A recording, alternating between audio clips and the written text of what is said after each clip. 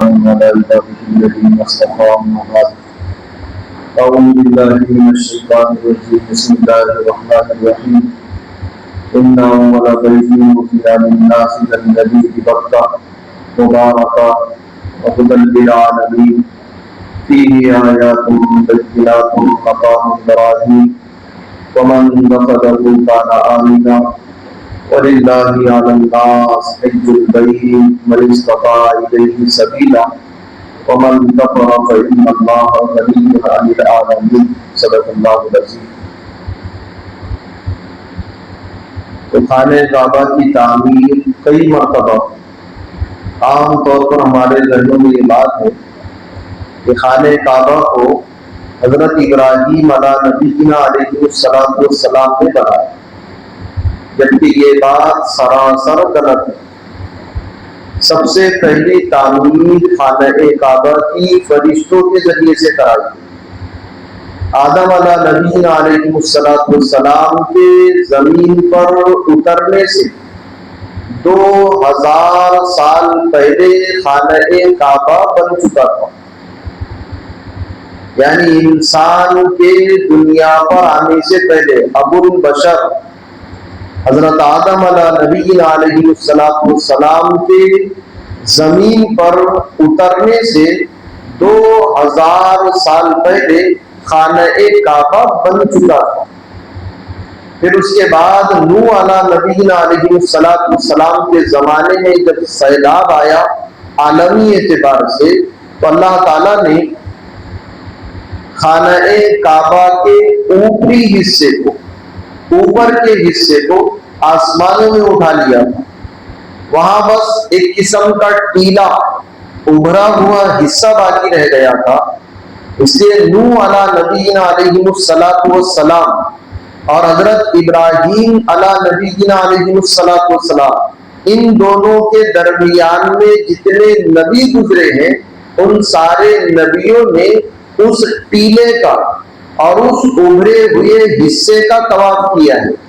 خانہ کعبہ کا جو اوپر کا حصہ تھا وہ تو آسمانوں میں اٹھا لیا گیا تھا، بس ایک ابھرا ہوا حصہ تھا، پہچان اور علامت تھی کہ یہ یہاں خانہ کعبہ تھا. پھر ابراہیم علیہ نبینا علیہ السلام کو حکم ہوا جب آپ لوگ خانہ کعبہ کی تعمیر کریں. ابراہیم علیہ نبینا علیہ السلام آئے تو حضرت اسماعیل علیہ نبینا علیہ السلام خانہ کعبہ کے پاس بیٹھ کر اپنی تیروں اور کمانوں کو درست کر رہے تھے. تو ابراہیم علیہ نبینا علیہ السلام نے اللہ تعالیٰ کا حکم سنایا کہ مجھے ایسا ایسا حکم دیا گیا کہ بیت اللہ کی تعمیر کی جائے. تیار ہو گئے حضرت اسماعیل علیہ نبینا علیہ السلام. اب جگہ نشانات کیسے معلوم ہو؟ تو اللہ تعالیٰ نے حضرت جبریل علیہ السلام کو بھیجا اور انہوں نے خانہ کعبہ کے نشانات بتائے، یہاں سے یہاں تک. پھر دونوں باپ بیٹوں نے خانہ کعبہ کی تعمیر کی. جب خانہ کعبہ کی تعمیر سے فارغ ہو گئے تو ابراہیم علیہ نبینا علیہ السلام ایک جگہ کھڑے ہو کر اعلان کرنے لگے، یا ایھا الناس قد فرض اللہ علیکم الحج. لوگوں، اللہ تعالیٰ نے تم پر حج کو فرض کر دیا ہے، لہذا تم سارے کے سارے حج کرو. محدثین نے، مفسرین نے لکھا ہے کہ جتنے زندہ لوگ تھے اور جو عالم ارواح، عالم ارحام جو ماں کے پیٹ میں ہے یا جو ابھی عالم ارواح میں ہے جہاں روحیں اکٹھی رہتی ہے، جن جن لوگوں نے اس آواز کو سنا تھا، جس نے بھی سنا، ابراہیم علیہ نبینا علیہ السلام کی اس آواز کو جس نے سنا اور اس نے لبیک کہا، وہ حج کو ضرور جائے گا. جس نے ایک مرتبہ لبیک کہا وہ ایک مرتبہ جائے گا، جس نے 2 مرتبہ کہا وہ 2 مرتبہ حج کو جائے گا، اور جس نے 10 مرتبہ کہا ہوگا وہ 10 مرتبہ حج کو جائے گا. تو جب ابراہیم علیہ نبینا علیہ السلام نے ایک جگہ کھڑے ہو کر اعلان کیا، یا ایھا الناس قد کتب اللہ یا قد فرض اللہ علیکم الحج، لوگوں، اللہ تعالیٰ نے تم پر حج کو فرض کر دیا، لہذا تم سارے کے سارے حج کرو۔ جیسے ہمارے حاضری ہوتی ہے، نام لیا جاتا ہے، پھر اس مدرسے میں ہم لبیک کہتے ہیں، جی ہاں کہتے ہیں، یا اس کے علاوہ جو بھی کہنا ہے۔ تو ابراہیم علیہ نبینا علیہ السلام نے گویا ہم سب کو پکارا۔ اب جس نے اس پکار کو سنا اس نے کہا لبیک، میں حاضر ہوں۔ تو جس نے ایک مرتبہ لبیک کہا ایک بار جائے گا، دو مرتبہ کہا دو مرتبہ جائے گا۔ جس نے جتنی مرتبہ لبیک کہا ہوگا وہ اتنی مرتبہ بیت اللہ کی زیارت اور حج کو جائے گا۔ اب خانہ کعبہ کی تعمیر ہو گئی۔ ابراہیم علیہ نبینا علیہ السلام اپنی پہلی بیوی حضرت سارہ رضی اللہ تعالیٰ عنہ کے پاس چلے گئے۔ اب یہ ہے ان کی بیوی بچے اور امی حاجرہ رضی اللہ تعالیٰ عنہ، ان کی جو امی تھی جب ان کا انتقال ہو گیا تو جو لوگ حج اور عمرے کو گئے ہوں گے انہوں نے دیکھا ہوگا ایک پرنالہ ہے جس کو میزاب رحمت کہتے ہیں۔ وہ پرنالے کے قریب یا پھر حجر اسود اور اس پرنالے کے بیچ میں حضرت حاجرہ رضی اللہ تعالی عنہا کو دفن کیا گیا۔ جو میزاب رحمت ہے، حتیم کے حصے میں وہ پرنالہ نکلا ہوا ہے، یا تو میزاب رحمت کے نیچے یعنی حتیم میں، یا پھر حتیم اور حجر اسود کے بیچ میں حضرت اسماعیل علی نبینا علیہ السلام کے امی حضرت حاجرہ رضی اللہ تعالی عنہا کو دفن کیا گیا۔ پھر ان کی ایک بیوی تھی حضرت اسماعیل علی نبینا علیہ السلام کی، وہ ان کے ابا کو پسند نہیں تھی، یعنی حضرت ابراہیم علی نبینا علیہ السلام کو پسند نہیں آئی۔ اور پسند نہ آنے کی آپ وجہ سنو۔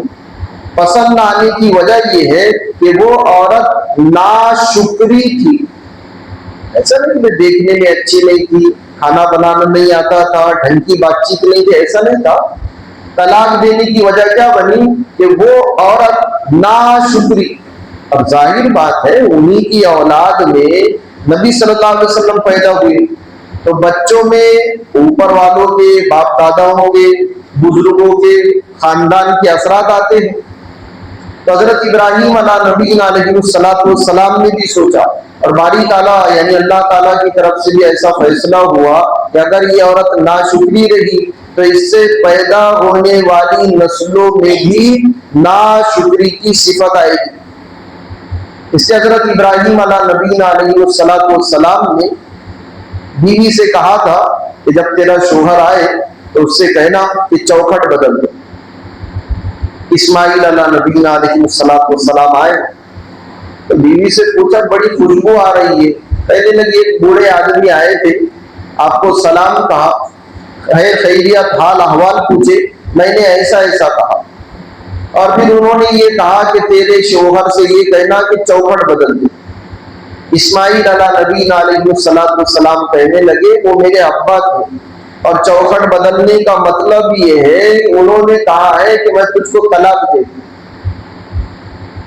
اب ہم آپ کو طلاق کی ترغیب نہیں دے رہے، لیکن ایک بات ضرور ہے کہ اگر نبھاؤ کی شکلیں نہ ہو، ظلم کرنے یا مظلوم بننے کے امکانات ہو، زیادتی کرنے یا زیادتی ہونے کے امکانات ہو، مارنے یا مار کھانے کے امکانات ہو، اور نبھاؤ کی کوئی شکل ہی نہ ہو، تو ایسے وقت میں شریعت نے پھر طلاق کو رائج کیا ہے۔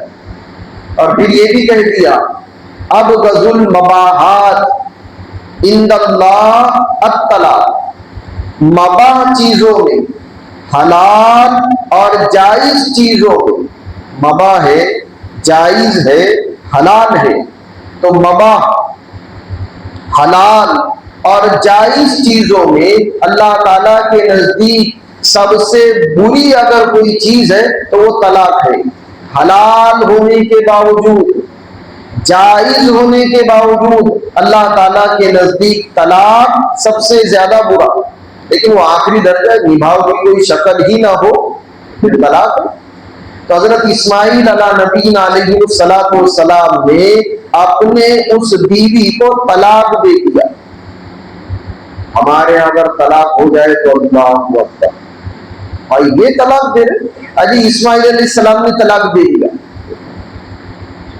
اس لیے ظالم بننے سے بہتر، مظلوم بننے سے بہتر، مارنے سے بہتر، مار کھانے سے بہتر، ظلم اور زیادتیاں کرنے سے بہتر یا اس سے بہتر یہ ہے کہ اگر نبھاؤ کی شکلیں نہ ہو تو پھر طلاق دے دے، اور جب بھی طلاق دی جائے تو صرف ایک، شوہر اپنے بیوی سے اس کے پاکی کی حالت میں، یہ بات الگ ہے کہ ناپاکی کی حالت میں ایام مخصوصہ میں اگر طلاق دی گئی تو طلاق ہو جائے گی۔ یہ نہیں کہ میں نے ناپاکی کی حالت میں طلاق دیا تھا، ہو جائے گی طلاق، لیکن جب طلاق دینا ہی ہے تو طلاق دینے کا صحیح طریقہ یہ ہے کہ پاکی کی حالت میں طلاق دی جائے اور ایک طلاق دی جائے۔ یہ نہیں کہ میں نے تجھے 3 طلاق دے دیا اور میں نے تجھے ڈھیر ساری طلاق دے دی۔ طلاق پاکی کی حالت میں دی جائے اور ایک دی جائے۔ ایک کیوں دینا؟ کیونکہ طلاق دینے کے بعد آنکھیں کھلتی ہیں، طلاق دینے کے بعد پچھتاوا ہوتا ہے، اب کیا کرنا؟ تو شرعی حکم یہ ہے کہ اگر نبھاؤ کی شکلیں نہ ہو، سمجھوتے کا کوئی راستہ ہی نظر نہ آئے، تو اب جب بیوی کے پاکی کی حالت چل رہی ہو، ایسی حالت میں طلاق دی جائے گی۔ اور کیسے دی جائے گی؟ شوہر یہ کہے گا میں تجھے 1 طلاق دیتا ہوں، یا شوہر یہ کہے میں نے تجھے طلاق دیا۔ آپ باہر جا کر یہ نہ کہے بھائی وہ تو ہم کو طلاق دینا سکھا رہے تھے۔ طلاق اسماعیل علیہ نبینا علیہ السلام جب نبھاؤ کی شکلیں نہ ہو تو کیا کرے گے ہم؟ تو پاکی کی حالت میں اور ایک ناپاکی کی حالت میں بھی طلاق ہو جائے گی۔ بیوی اگر امید سے ہو، امید کا مطلب حمل سے ہو، بیوی ماں بننے والی ہو، ایسی حالت میں شوہر اگر اپنے بیوی کو طلاق دے تو ایسی حالت میں بھی طلاق ہو جائے گی۔ تو بہتر طریقہ یہ ہے جب پاکی کے ایام چل رہے ہو، پاکی کے دن چل رہے ہو، ایسی حالت میں طلاق دی جائے اور ایک طلاق دی جائے۔ اس کو طلاق رجعی کہتے ہیں۔ کیا مطلب کہ طلاق رجعی کا؟ رجعی رجوع سے بنا ہے، رجوع کے معنی ہے واپس لوٹنا۔ شوہر نے بیوی سے کہا تھا میں تجھے طلاق دیتا، یا میں نے تجھے 1 طلاق دی، ایسا کہا۔ اب 2 لوگوں کے سامنے، نکاح کی ضرورت نہیں ہے، 2 لوگوں کے سامنے بیوی سے یہ کہو میں تجھ سے رجوع کرتا ہوں، میں تجھ کو واپس لیتا ہوں، ہو گیا مسئلہ۔ اور اگر 3 دے دیے تو پھر تو مسائل ہی مسائل ہیں۔ اس لیے جب بھی پہلے تو خوب سمجھائے، خوب سمجھائے، لیکن اگر نبھاؤ کی، ملاپ کی کوئی شکل نظر نہ آئے اور ہم یہ سمجھے کہ نہیں اب سوائے طلاق کے کوئی راستہ نہیں بچا، یہ ذہن میں رکھے ہیں، ہم یہ سوچے کہ اب سوائے طلاق کے کوئی صورت نظر ہی نہیں آتی، تو پھر اس وقت لڑکے کو یہ کہا جائے گا، شوہر کو دلہے کو یہ کہا جائے گا بھائی پاکی کی حالت میں طلاق دے اور وہ بھی 1 طلاق دے۔ لیکن یہ کب ہے؟ جبکہ نبھاؤ کی کوئی شکل نظر ہی نہ آئے۔ تو اسماعیل علیہ نبینا علیہ السلام نے طلاق دے دی۔ پھر دوسری اسی خاندان کی، دیکھو اسی خاندان کی، آپ اندازہ لگائے ایک خاندان کی بیوی کو طلاق دیا گیا اور پھر اسی خاندان میں نکاح ہو رہا ہے۔ ہمارے یہاں تو اگر کوئی طلاق دے دے تم خاندان کی بات کریں، ابھی ہونے بھی نہیں دے گے، صرف معلوم پڑا، ایسی باتیں کہے گے کہ اس کے فرشتوں کو بھی معلوم نہیں تھا کہ اس نے یہ کام کیا ہوگا۔ اسی خاندان کی دوسری عورت کے ساتھ نکاح ہوا، والا بنت مضافہ سے، اسماعیل علیہ نبینا علیہ السلام کا۔ پھر اس خاتون سے 1 لڑکی اور 12 لڑکے پیدا ہوئے۔ 137 سال جب پہنچے حضرت ابراہیم اسماعیل علیہ نبینا علیہ السلام اس عمر کو، یعنی جب 137 سال کے ہو گئے تو انتقال ہو گیا حضرت اسماعیل علیہ نبینا علیہ السلام کا۔ انتقال سے پہلے ان کے بھائی تھے حضرت اسحاق، وہ بھی نبی ہے علیہ نبینا علیہ السلام، یہ حضرت سارہ کے پیٹ سے تھے۔ حضرت اسماعیل علیہ نبی علیہ السلام حضرت حاجرہ رضی اللہ تعالیٰ عنہ کے پیٹ سے پیدا ہوئے، باپ ایک مائیں الگ الگ. تو انہوں نے اپنے چھوٹے بھائی حضرت اسحاق علیہ نبی علیہ السلام کو بلایا اور یہ کہا اسحاق میری بیٹی کا نکاح تیرے بیٹے عیس سے کرا دینا. دیکھو لڑکی کے ابا پیغام دے رہے ہیں، قریب المرگ ہے، مرنے کا وقت قریب ہے، اپنے بھائی سے کہہ رہے ہیں کہ اسحاق میرے بیٹی کا نکاح تیرے بیٹے عیس سے کرا دینا، عیس ابن اسحاق سے کرا دینا. انہوں نے کہا ٹھیک ہے. اور مرنے سے پہلے ان کے بڑے بیٹے تھے جن کا نام تھا حضرت ثابت رضی اللہ تعالیٰ. بیٹے سے کہا کہ بیٹا اب اس مسجد کا متولی تولیت، اس مسجد کا متولی اور ذمہ دار اب تو رہے گا، کیونکہ حضرت اسحاق علیہ نبی علیہ السلام کو دوسرے علاقے میں رہتے تھے. تو اپنے بعد میں یہ نہیں کہ بھائی اس کو بنا دو متولی، نہیں، سب سے زیادہ دیندار اور اس منصب کا جو سب سے زیادہ اہل ہوگا، اس منصب کے سب سے زیادہ جو لائق ہوگا اس کو سپرد کیا جائے گا. چونکہ سب سے زیادہ جو مستحق تھا ان کے بیٹے حضرت ثابت رضی اللہ تعالیٰ عنہ، ان کے حوالے ذمہ داری دے دی. اب 12 بیٹے ہیں، ایک بیٹی ہے. جب سلسلہ بڑا ہے نسلوں کا اور اولادوں کا، اور جب تعداد بڑی تو کیا ہوا، جگہ کم پڑنے لگی. تو انہوں نے اب مکہ مکرمہ کو چھوڑ کر، اس کو نواحی مکہ کہتے ہیں، اطراف مکہ، مکہ سے باہر انہوں نے مکانات بنانا شروع کر دیے، یعنی گاؤں چھوڑ کر یہ لوگ جانے لگے.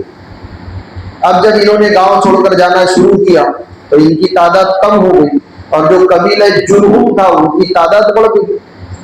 تو کیا کیا قبیلہ جرہم نے، خانہ کعبہ پر اپنا قبضہ جما لیا. بھائی ذمہ دار ہم رہیں گے، اب تم نہیں. نبی کا بیٹا نہیں رہے گا متولی، دیندار آدمی مسجد کا متولی نہیں رہے گا، اب مسجد کے ذمہ دار تو ہم رہیں گے. تو قبیلہ جرہم نے ناجائز طریقے سے غاصبانہ انداز میں خانہ کعبہ پر قبضہ کر لیا، ہم ذمہ دار. اور چونکہ خانہ کعبہ میں بہت نذرانے آتے تھے اس وقت، بہت نذرانے کیسے آتے تھے معلوم ہے؟ نذرانے آتے تھے سونے کی شکل میں، نذرانے آتے تھے چاندی کی شکل میں، کیونکہ اس وقت کی کرنسی، اس وقت کے روپیے پیسے ہی سونے اور چاندی کے ڈلے تھے. تو لوگ بہت بڑی بڑی مقدار میں سونے اور چاندی کے نذرانے لا کر رکھتے.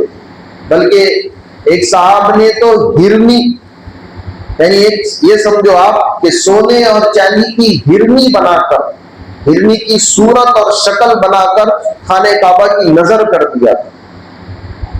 جب قبیلہ جرہم اس کا متولی بنا ہے، یہ جب اس کے ذمہ دار بنے تو انہوں نے ساری چیزوں پر ناجائز قبضہ کر لیا اور اب ان ساری چیزوں کو استعمال کرنے لگے.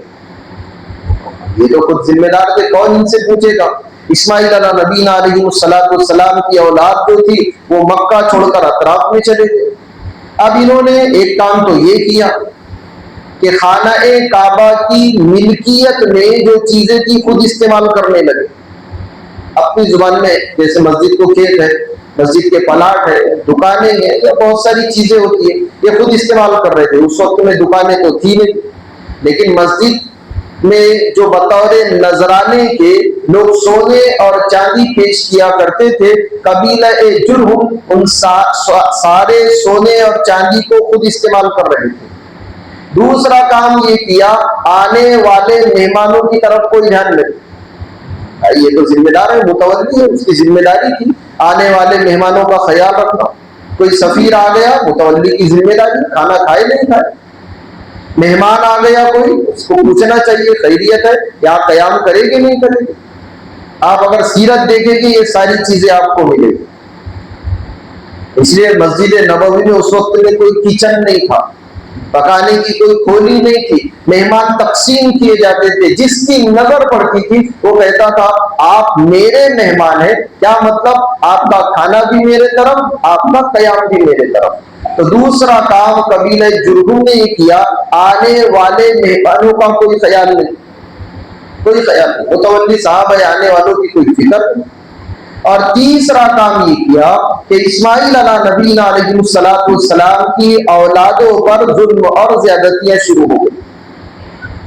اب جب پانی سر سے اوپر چڑھا تو ان کے قبیلے والوں نے سوچا کہ بھائی چلو ہمارے ساتھ میں ہم کو مسجد کی ذمہ داری سے ہٹا دیے، سمجھ میں آتا ہے خانہ کعبہ کی چیزوں کو استعمال کریں، یہ سمجھ میں نہیں آتا، آنے والے مہمانوں کا خیال نہ رکھیں، یہ سمجھ میں نہیں آتا، مسجد کی صفائی ستھرائی کا خیال نہ رکھیں، یہ سمجھ میں نہیں آتا۔ تو پھر اسماعیل علیہ نبینا علیہ السلام کی اولاد اور سارا عرب اکٹھا ہو گیا۔ اب ان سے کہو کہ ذمہ داری کو چھوڑو ورنہ تم سے قتال کیا جائے گا۔ ان کو معلوم تھا بہت بڑی تعداد ہے ان کی، ڈر گئے قبیلہ جنوب اور ذمہ داری کو چھوڑ دیا، لیکن اتنے آسانی سے نہیں چھوڑا۔ وہ جتنے مہنگے قیمتی زیورات تھے، وہ موتیوں کی اور سونے اور چاندی کی جو ہرنی شکل کی مورتی تھی، زمزم کا جو کنواں تھا اس میں ڈال دیا۔ ایک آدمی تھا جس کا نام تھا عمر ابن حارث، وہی ذمہ دار تھا، وہی مسجد کا متولی بن گیا تھا جبرن۔ اس نے جب دیکھا کہ اب ہم کو یہاں سے جانا ہے تو کیا کیا کہ قیمتی اور مہنگے زیورات کو زمزم کے کنویں میں ڈال دیا، اور کنویں میں ڈالنے کے بعد میں اس پر مٹی ڈال دی، اور ایسی مٹی ڈالی کہ زمزم کا نشان تک ختم ہو گیا، کسی کو معلوم ہی نہ پڑے کہ زمزم کا کنواں کہاں پر تھا۔ اس کو چاہے زمزم کہتے ہیں، بیر زمزم کہتے ہیں، یعنی پتہ ہی نہ چلے کہ زمزم کا کنواں کہاں تھا۔ اب جب اس نے یہ کام کیا تو اللہ نے ایک وبا ڈال دی، جیسے ہمارے بیچ میں کورونا چل رہا تھا، پلک چل رہا تھا، چکن گونیا، ایسی ان پر ایک وبائی مرض، ایک طاعون، ایک مہلک اور جان لیوا بیماری ڈال دی گئی، جس میں ہزاروں لوگ مرے ہیں، اور جو بچے تھے وہ سیدھا یمن کی طرف بھاگے۔ اس طریقے سے دوبارہ خانہ کعبہ کی ذمہ داری اسماعیل علیہ نبینا علیہ السلام کے اولاد کے ذمہ آ گئی۔ اب یہ سلسلہ چلتا رہا۔ نبی صلی اللہ علیہ وسلم کے جو پر دادا ہے حضرت ہاشم، وہ ذمہ دار بنے، یہ 20 سال کے ہو گئے، شاید 19-20 سال کے، کچھ کم زیادہ۔ تو یہ مکہ مکرمہ سے ملک شام جا رہے تھے تجارت کے سلسلے میں، مدینہ ہوتے ہوئے ان کا رخ تھا۔ مدینے میں ایک قبیلہ تھا بنو نجار، تو بنو نجار کا ایک دوست تھا ان کا، تو انہوں نے اس کے گھر پہ قیام کیا، کھانا بھی وہیں پر کھایا، قیام بھی وہیں پر کیا۔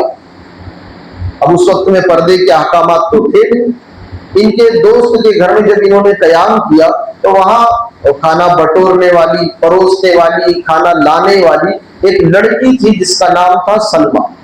ہاشم نے جب اس کو دیکھا، یہ بھی بہت زیادہ خوبصورت تھے، بہت یعنی طاقتور بھی خوب تھے، لہیم شہیم بھی، دیکھنے میں بھی بہت اچھے تھے۔ انہوں نے جب اس لڑکی کو دیکھا، وہ بھی خوبصورت، تو یہ لڑکی کے باپ سے کہنے لگے بھائی میرا ارادہ ہے کہ تم اپنے بیٹی سے میرا نکاح کرا دو۔ اس نے کہا نکاح کرا دیتا ہوں، ہمارے یہاں تو 10-12 لوگ لے جانے پڑتے ہیں سفارش کے لیے، تو بہت اچھا لڑکا ہے، خود کہہ رہے تھے حضرت ہاشم بھائی میرا ارادہ ہے تمہارے بیٹی سے نکاح کرنے کا۔ لڑکی کے ابا نے کہا، وہ خزرجی تھے، لڑکی کے ابا نے کہا شادی تو کرا دوں گا، لیکن شرط یہ ہے کہ ہر ولادت کے وقت میں، ڈیلیوری کے وقت میں میری بیٹی میرے گھر میں مدینے میں ہونا چاہیے۔ اب ہمارے یہاں جو ایسا ہوتا ہے نا، اس کی وجہ کچھ اور ہے، یہاں وجہ کچھ اور تھی۔ یہ ہمارا جو ہم نے ایک اصول بنا رکھا ہے، پہلی ولادت، پہلی زچگی، پہلی ڈیلیوری لڑکی کے میکے میں، یہ کوئی شریعت کا اصول نہیں ہے، یہ منزل من اللہ نہیں ہے، اللہ تعالیٰ کی طرف سے نازل کردہ نہیں ہے، جہاں سہولت ہو وہاں پر کرا لو۔ ایک مثال دے رہے، ہم کو نہیں معلوم، ایک مثال دے رہے، مثال کے طور پر لڑکی ہم نے امراوتی میں لی ہے، اب زیادہ سہولت امراوتی میں ہے بنسبت کھولاپور کے۔ جہالت کہہ لو، پاگل پن کہہ لو، دیوانگی اور بےہودگی کہہ لو، امراوتی سے کھولاپور لایا جاتا ہے، اور پھر ولادت کے وقت پھر امراوتی لے جاتے ہیں، اور پھر پورا خرچہ لڑکی کے ماں باپ اٹھاتے ہیں۔ یہ طریقہ نہیں۔ یہاں وجہ یہ تھی کہ جب ولادت یہاں ہوگی تو چونکہ ہم بہت طاقتور لوگ ہیں، جری لوگ ہیں، ہمارے اندر بہت اچھی صفات ہے، اور جو بچہ پیدا ہوگا نا، ہماری اچھی صفات اس کے اندر منتقل ہوگی۔ تو ہاشم سے لڑکی کے ابا نے کہا کہ رشتہ تو کرا دوں گا، شادی تو کرا دوں گا، لیکن ولادت سے پہلے میری بیٹی یہاں ہونا چاہیے، یعنی ولادت یہاں ہونا چاہیے، مدینے کے اندر ہونا چاہیے۔ اس وقت مدینے کا نام یثرب تھا، طے ہو گیا۔ تو ملک شام گئے، واپس آئے، مدینے میں نکاح ہوا اور پھر بیوی کو لے کر اپنے گھر گئے، مکہ مکرمہ پہنچے۔ جب ولادت کا وقت قریب آیا تو سوچا کہ چلو بیوی کو میکے چھوڑ دیتا ہوں، مدینہ چھوڑ دیتا ہوں، اور پھر میرا آگے کا سفر ملک شام کا طے کر لیتا ہوں۔ اب وہ سفر آخری سفر تھا۔ جب ہاشم اس سفر میں گئے وہیں پر انتقال ہو گیا اور وہیں پر دفن ہو گئے۔ اب ادھر لڑکی ادھر لڑکا پیدا ہوا، اس لڑکے کا نام شیبہ رکھا گیا، شیبہ، جس کو بعد میں ہم لوگ عبد المطلب کے نام سے جانتے ہیں۔ ان کا انتقال ہو گیا۔ ان کا ایک چھوٹا بھائی تھا مطلب، عبد المطلب نہیں، ہاشم کا ایک چھوٹا بھائی تھا جس کا نام تھا مطلب۔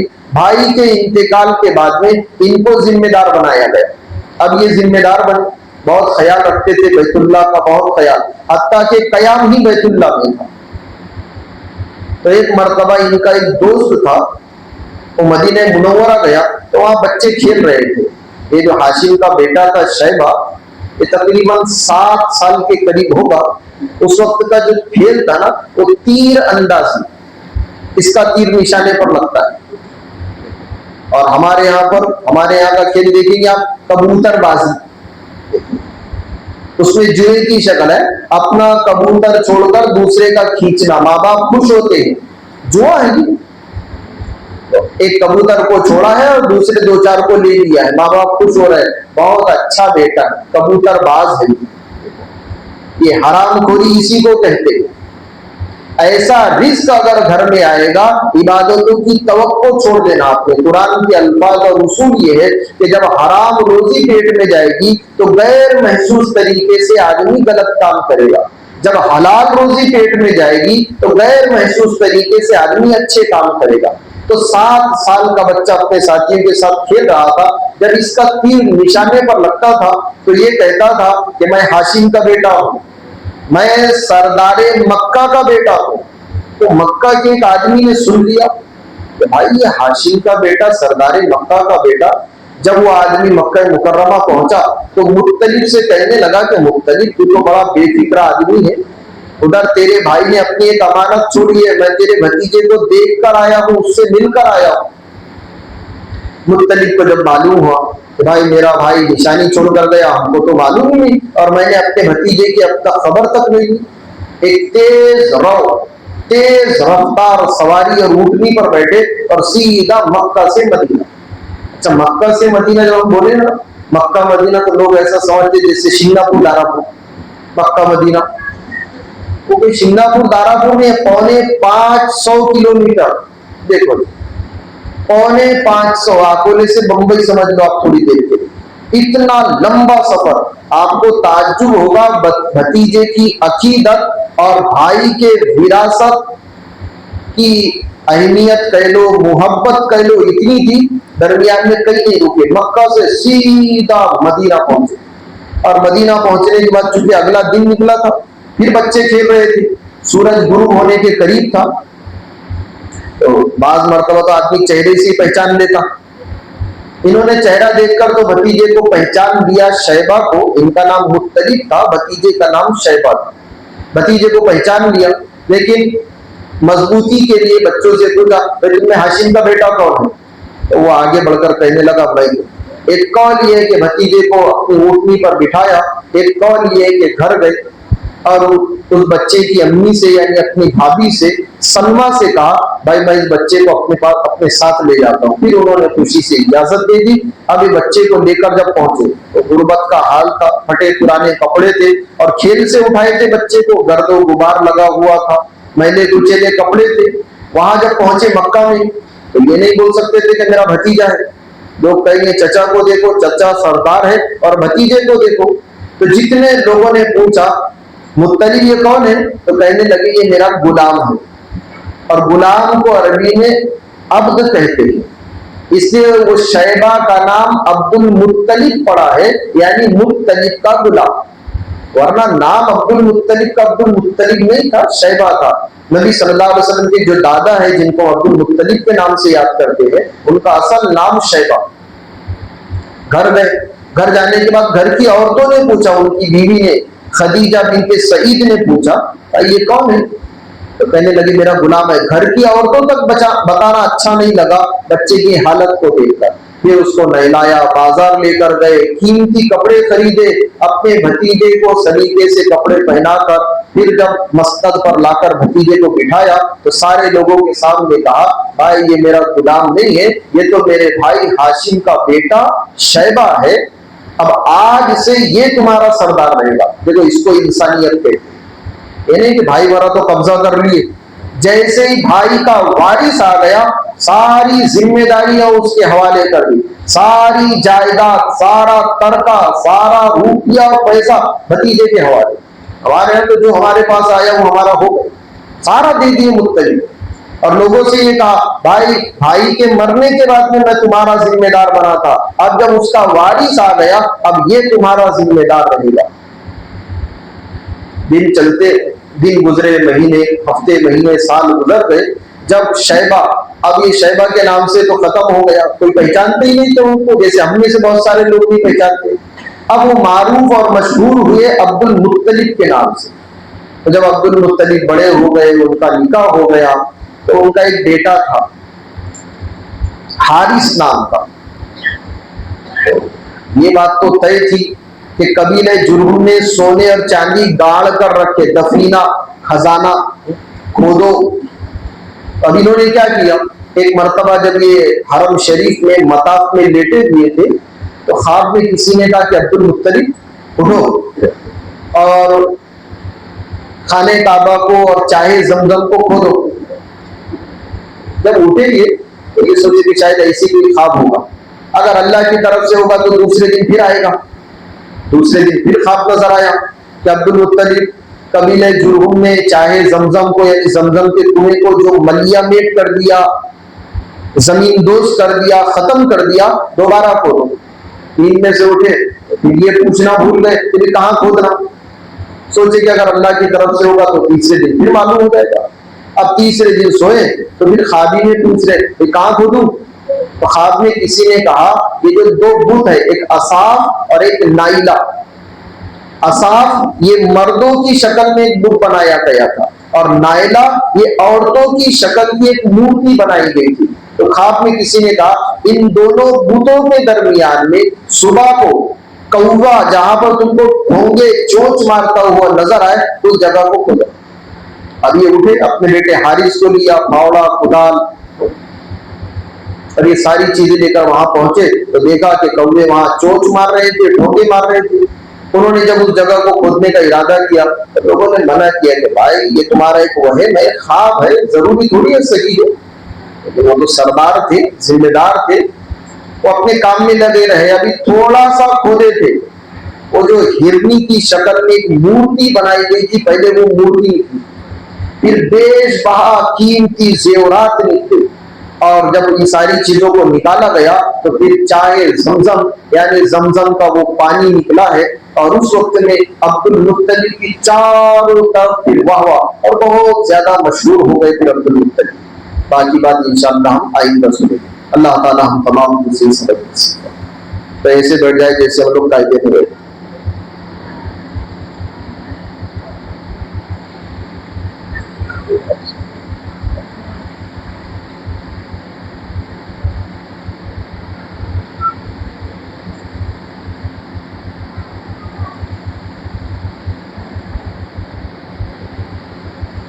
ایک ضروری بات یہ ہے کہ ابھی اگر ہم لوگ جانور خریدتے ہیں تو جانور میں کیا عیب ہے وہ تو ہم پوچھ کر خریدیں، لیکن ایک اہم بات یہ ہے جیسے دم کا مسئلہ آئے گا، دم کٹی ہوئی ہے، کان کٹا ہوا ہے، چیرا ہوا ہے، یا وہ پٹی لگائی تھی اس کا کوئی نشان پڑ گیا، اس کو ذرا دھیان سے سنیں. مثال کے طور پر 4 بالشت کی دم ہے، 4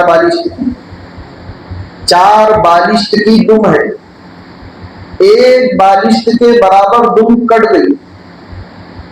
4 بالشت کے برابر دم ہے جانور، ایک بالشت کے برابر دم کٹی ہوئی ہے تو بھی اس کی قربانی جائز ہے. 3 بالشت کے برابر دم ہے، ایک بالشت سے کم، 3 بالشت کی دم ہے، ایک بالشت سے کم اگر دم کٹی ہوئی ہے تو اس کی قربانی جائز ہے. 3 بالشت کے برابر دم تھی، ایک بالشت یا اس سے زیادہ اگر دم کٹی ہوئی ہے اب قربانی جائز ہے. اس کو کہیں گے تیسرا حصہ. پوری دم دیکھ لے کتنی تھی، اب اس کا تیسرے حصے سے اگر کم کٹی ہوئی ہے تو قربانی جائز ہے. تیسرا حصہ یا اس سے زیادہ اگر کٹا ہوا ہے تو قربانی جائز ہے. مثال کے طور پر 3 فٹ لے لو، 3 فٹ کی دم تھی، 1 فٹ سے کم کٹی ہوئی ہے قربانی جائز ہے، 1 فٹ یا اس سے زائد کٹی ہوئی ہے قربانی جائز ہے. ایسے ہی کان کا مسئلہ ہے، درمیان سے چیرا ہوا ہے اس سے کوئی فرق نہیں پڑے گا، اس کی قربانی جائز ہے. بعض مرتبہ پٹی لگاتے تھے اس کا گول نشان پڑ جاتا ہے، اس کی بھی قربانی جائز ہے. کان اگر 6 انچ کا کان ہے، 6 انچ کا، 2 انچ سے کم اگر کان کٹا ہوا ہے تو قربانی جائز ہے. 2 انچ یا اس سے زائد اگر کان کٹا ہوا ہے تو پھر قربانی جائز ہے. کوئی بات سمجھ میں نہ آئے تو اپنے مسلک کے کسی معتبر عالم سے پوچھیں. ہمارے یہاں کے جو لوگ حج کو گئے ہیں یا ہمارے دوست گئے ہیں، اگر وہ آپ کو ایسا کہتے ہیں کہ میری طرف سے سلام کہنا فلاں کو، جیسے فون پر بات ہوئی انہوں نے کہا فلاں کو سلام کہنا، تو آپ کے ذمہ واجب ہے کہ آپ فلاں کو جا کر کہو کہ انہوں نے سلام کہا، واجب ہے. کسی دوست نے کہا بھائی فلاں سے ملاقات ہو تو میرا سلام کہنا، جب بھی آپ کی ملاقات ہوگی اس کو سلام کہنا، یہ کہنا کہ انہوں نے آپ کو سلام کہا، یہ واجب ہے. اب کوئی آدمی اگر کسی دوسرے کے ہاتھ سے ہم کو سلام بھیجتا ہے تو جواب کیا دے گے، اس کو ذرا دھیان سے سنیں. مثال کے طور پر کسی نے یہ کہا بھائی تمہارے دوست ملے تھے، انہوں نے کہا کہ تمہارے دوست کو سلام کہنا، تو ہم جواب میں کیا کہیں گے، علیکا وعلیہ السلام، علیکا وعلیہ السلام. اگر کسی نے غائبانہ سلام بھیجا ہے، غائبانہ، بھائی ملاقات ہوگی نا تو ان سے میرا سلام کہنا. وہ ساتھی آ کر کہے تمہارے دوست ملے تھے، تمہارے رشتے دار ملے تھے، تمہارے ساتھی ملے تھے، انہوں نے یہ کہا کہ میرا سلام کہنا، تو ہم جواب میں یہ کہیں گے علیکا، یعنی تجھ پر بھی سلام تھی، وعلیہ السلام، اور اس پر بھی سلام تھی. علیکا وعلیہ السلام، علیکا وعلیہ السلام. سنت پر